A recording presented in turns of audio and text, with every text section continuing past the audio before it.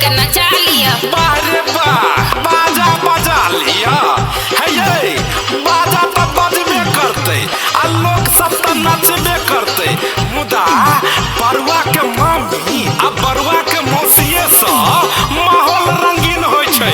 ओइ दुआरे एकदम कमर कस के नाचल तैयार भ जाओ। आई लिया गीत चालू भ गेल होय छै। बौआ के जनौ कते धूमधाम सा पाहुन पुरुष सब आयल छथिन गाम गाम सा। बधैया गाबू ये मीता डीजे पर नाचू ये मीता। बधैया गाबू ये मीता डीजे पर नाचू ये मीता।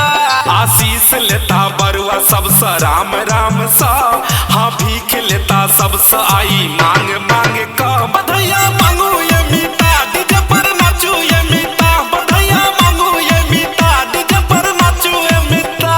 होय छै बौआ के जनौ कते धूमधाम सा पाहुन पुरुष सब आयल छथिन गाम गाम सा। बधैया गाबू ये मीता डीजे पर नाचू ये मीता। बधैया गाबू ये मीता डीजे पर नाचू ये मीता।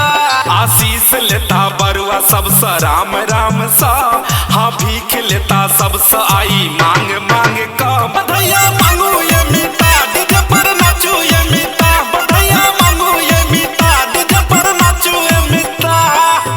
हे बरुआ के मामी तखन सा देखै छी कि लटकैत जाइ छी आ झटकैत अबै छी। हे ये गीतनार सब कखन सांगना में बैसल छै आ एक कप चाय जे बना के देता से छोड़ के आ खाली अपने श्रृंगार पटार केने जाइ छै। त अपन पाई के न हम श्रृंगार करे छी रे बौआ। त तोहर किया करेज फाटै छौ? हे ये मामी ये करेज नै फटै छै ये आगे श्रृंगार जे कहरा मलाल आबै छै। लाल पियर धोती पहिर मामा छै बैसल। हजमा लगैया मामी से पहिले से छै फसल।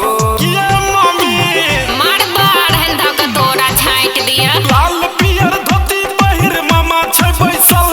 हजमा लगैया मामी से पहिले से छै फसल। गीत नार सब गबैया गीत झूम झाम का। बुढ़बा बाबा नचैया ढेका बाइन बाइन का। बधैया गाबू ये मीता डीजे पर नाचू ये मीता। बधैया गाबू ये मीता डीजे पर नाचू ये मीता। अरे फुलवा रे खाली तू ही मामी समाजा करबही कि हमरो मजाक कर देबे। हाय बरुआ के मामी ये बिया हमहू न केलौ हन। अहाँके अगर पसंद छी तऽ बाजू न गेदा। रे बुढ़ौरा तोरा मुंह में दांत नै आ पेट में आंत नै आ एलाहन तू हमरा से बियाह करैला। मार बार हन तोरा झांटे देबो। अरे बौआ रे तोहर मामी बड़ करगर छौ रो। बैठो गाड़ी आबैया हमरा। मधुबनी वाली मौसी बौआ के करे फरफर। बजा वाला कहै छै पहिले चलो करे धर। गेदाय जेकरा ऊक नै तकर फूक जे भाड़िया। मधुबनी वाली मौसी बौआ के करे फरफर। बजा वाला कहै छै पहिले चलो करे धर। नाना नानी हंसै छै देखू दांत फाड़ का।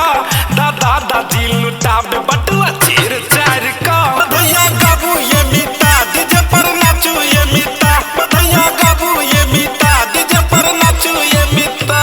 होय छै बौआ के जनौ कते धूमधाम सा पाहुन पुरुष सब आयल छथिन गाम गाम सा। बधैया गाबू ये मीता डीजे पर नाचू ये मीता। बधैया गाबू ये मीता डीजे पर नाचू ये मीता। है ये मलकन आब तक के हम तखने काटब जखन हमर अहाँ मांग पूरा करबै।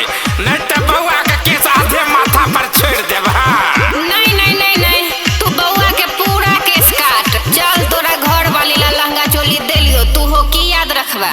अरे बा आब हमर मौगी लहंगा चोली पहिरतै।